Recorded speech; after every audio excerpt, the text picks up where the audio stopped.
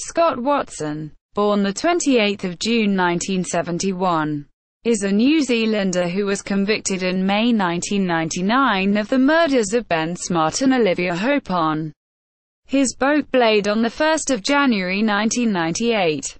The bodies of Smart and Hope have never been found. A sonar search of the entrance to Tory Channel, an area of interest to the investigating police, found there is no indication that the missing remains of Ben Smart and Olivia Hope are present or visible on the seabed inside the search area. Watson is serving a life sentence with a non-parole period of 17 years.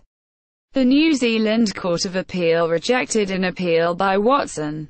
An application to the Privy Council in London in 2003 resulted in a finding that there were no grounds for further appeal. Watson's background. Prior to the disappearance of Ben Smart and Olivia Hope, Watson had 48 convictions, mainly from when he was a teenager, for burglary, theft, cannabis offences, 2 of possessing an offensive weapon, and 1 of assault when he was 16.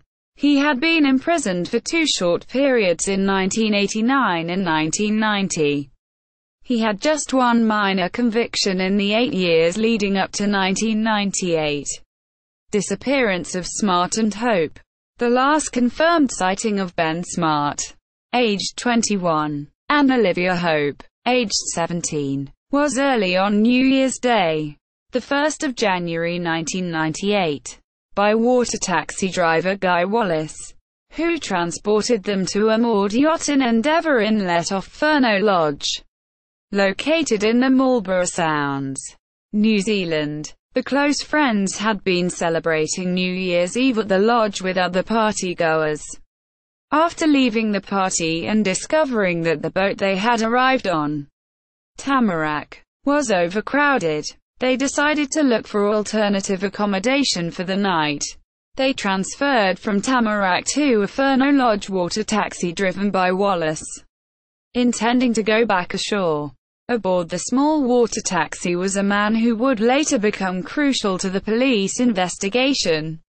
According to Wallace and another couple who also rode in the water taxi, the man offered Ben and Olivia a place to stay aboard what he said was his vessel, which Wallace described as a 2-masted ketch. The pair accepted the offer and all 3 boarded the boat at a time estimated between 4 a.m. and 5 a.m. It was the last time the pair were seen. Police speculated that they had been murdered, but no bodies were found despite extensive searching in the months that followed. To this day, Smart and Hope remain missing. Police investigations began on the 2nd of January 1998, after the pair's parents reported them missing. The case was assigned the name Operation Tam by police. In the following months, police came to believe that the unidentified man was Scott Watson, although his yacht was a single-masted steel-hulled sloop. Murder, arrest and conviction. Scott Watson was arrested for the murders on the 15th of June 1998, 2 weeks before his 27th birthday. He was convicted of the murders in May 1999 after an 11-week trial and was sentenced to life imprisonment with a minimum non-parole period of 17 years. Watson still says he is innocent, but all avenues of appeal have failed. Appeals and controversies. The defense appealed Watson's conviction, and the case went to the Court of Appeal in April and May 2000. 3 appeal court judges heard submissions from both the prosecution and the defense, but decided there was no new evidence to recommend a second trial. They disregarded the defense's submission that the two-trip theory had appeared out of the blue late in the trial.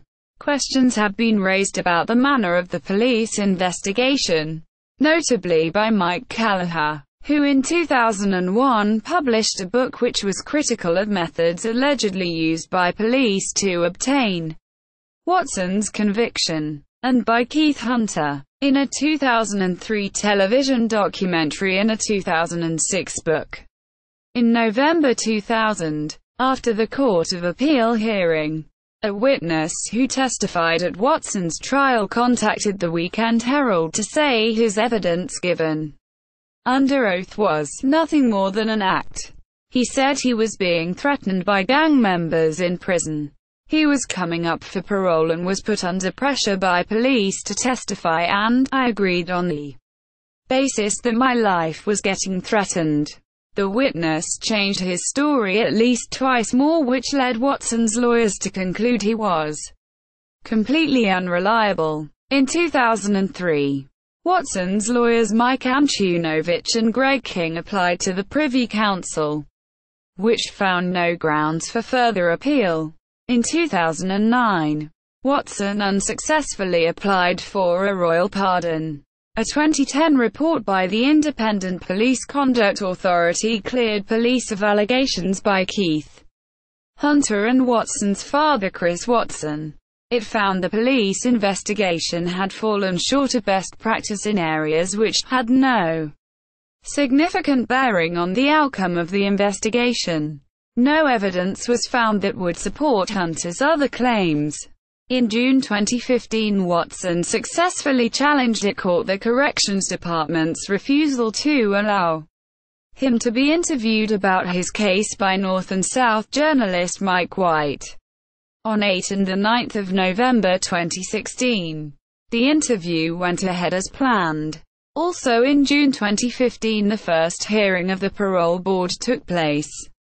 Watson was denied parole on the basis of 2 failed drug tests and an unfavorable psychological report that attested Watson a very high risk of committing violent acts if he was released from prison. He appeared again before the parole board on 6 December 2016.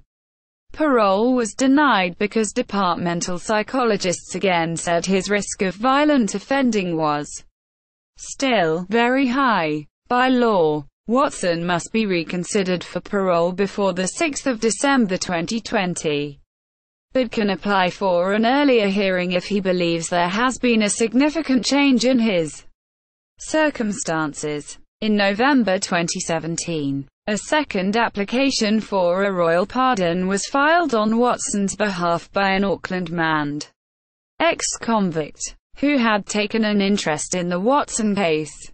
The application concerned the reliability of the evidence relating to 2 blonde hairs found on a blanket on Watson's boat. It included a report by forensic scientist Sean Doyle, which questioned whether the hairs were really Hope's, and criticized the way these hair samples were handled at the time of the original trial. The blonde hairs, believed to be Hope's, were the only physical evidence linking the couple to Watson. Other events: Watson married Coral Branch in Ramo prison in 2004. They separated in 2007. In 2007, Watson was found guilty by a magistrate of assaulting another inmate in Paparoa prison.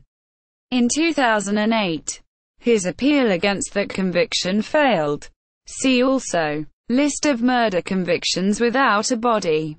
Further reading: Jason Rhodes and Ian Wishart, Ben and Olivia, What Really Happened?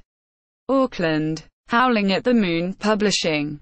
1999. ISBN 0-9582054-4-2.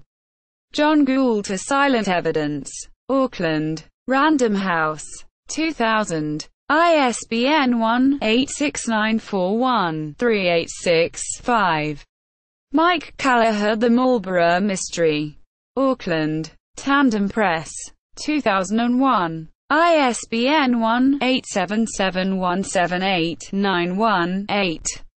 Murder on the Blade. Television documentary. 2003. Keith Hunter Trial by Trickery. Scott Watson. The Sounds, Murders and the Game of Law. Auckland, Hunter Productions. 2006. ISBN 0-473-117215. QC Rubbishes Scott Watson Case Claims. The Sunday Star-Times. Stuff. 18 February 2009. Retrieved 25 November 2017. Hubbard, Anthony. 31 January 2009. Who Killed Ben and Olivia? Quote. Stuff. Fairfax NZ Limited. Retrieved 27 November 2017. Murder New Zealand. Trial by Trickery. Crime. Co. NZ Operation TAM, Olivia Hope and Ben Smart.